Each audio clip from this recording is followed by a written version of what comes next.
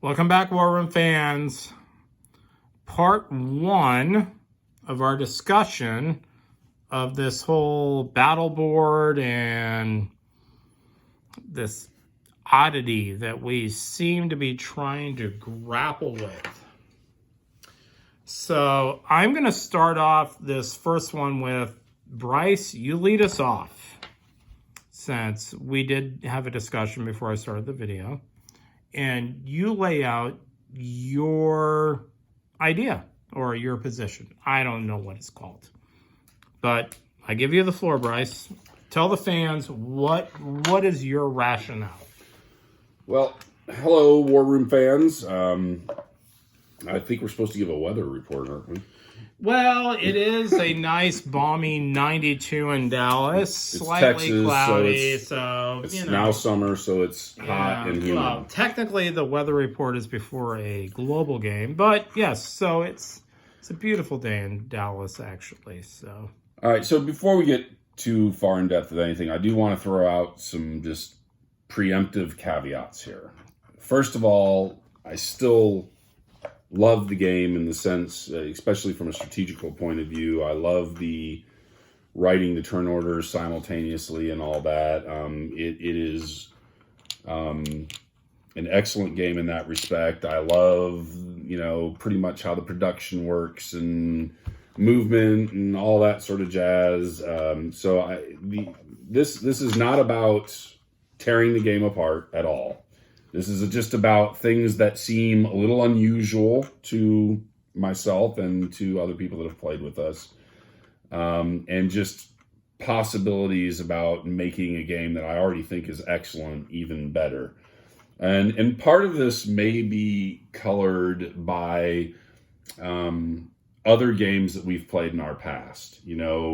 As a World in Flames player, you have a certain expectation for battles. As a Axis and Allies Global 40 person, you have a certain expectation for battles. If you play Command and Colors Napoleonics or Ancients, you have a certain expectation for battles.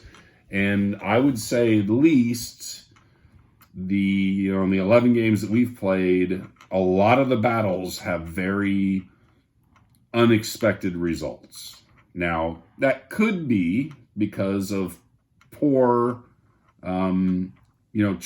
tactical choices on our part, or it may speak to something that's just a little unusual about the battle board. So that's no.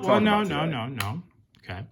How about it is, Bryce, that maybe you roll special dice? Well, there is that too. I do have an amazing knack to. So I think Bryce did bring up a good point, that we have this idea of these numbers over here actually do matter from a mathematical standpoint when we're crunching numbers.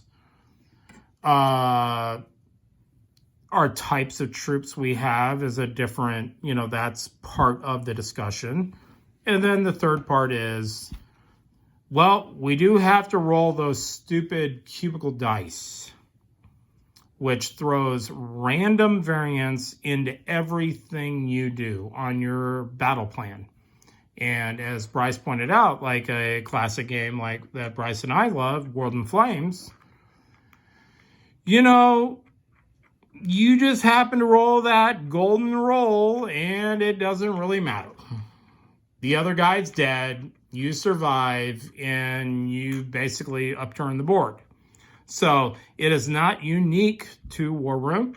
It's not unique to Axis and Allies. It's not unique to any game, even the Napoleonic games. So whenever you introduce dice into the game, there is a large variation. But I think that's the whole discussion, is that, I guess we hearken back, as Bryce said, to our previous experience in other games, is where the dice variance can upturn the board, but it seems like in War Room sometimes it can get a little crazy. So I'm also going to point out that, we're going to go through some scenarios here, guys. And I do agree with Bryce that we do agree War Room is a great World War II game. It has a lot of things that we love. It has great mechanics. It has a lot of awesome stuff. And so we're just going to have a discussion about wrapping our heads around the combat system. And I'm not saying we're going to come up with all these variant alternate rules here in our next couple of videos.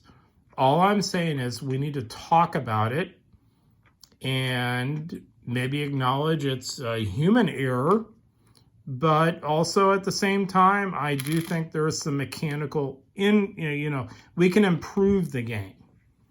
As I was telling Bryce when we first had our discussion, I remember back sitting in Coach Harris's, who anyways watch the videos, knows Coach shows up. I remember sitting in the history room at my high school playing with him version 1 of World in Flames back in the late 80s.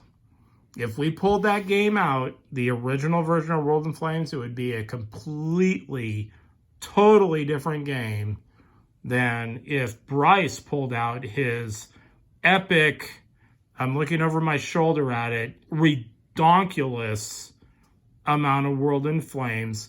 But it's not just the pieces, guys. It's the game mechanics of World in Flames have totally changed from the beginning. And they made the game better. And always remember, guys, we're playing version 1 of War Room. Global 40 is not version 1 of Axis and Allies. That's like, what, I don't know, version 12? Yeah. So Global 40 is like version 12 of Axis and Allies. And there's still guys out there on the Global 40 forums trying to tweak it or improve it. Sure. But I think the community as a whole, the Global 40 community, does agree that the game has basically reached perfection. It's the pinnacle of it. Right. The only debate is maybe if we're at Sired Blood's, big convention that he has out on the West Coast, which I haven't gotten to yet. Maybe in the next year or two I will, because I do like Global 40. It's just about a victory condition type discussion. But the actual mechanics of Global 40, that's the pinnacle of Axis and Allies. So I'm going to stop it right here.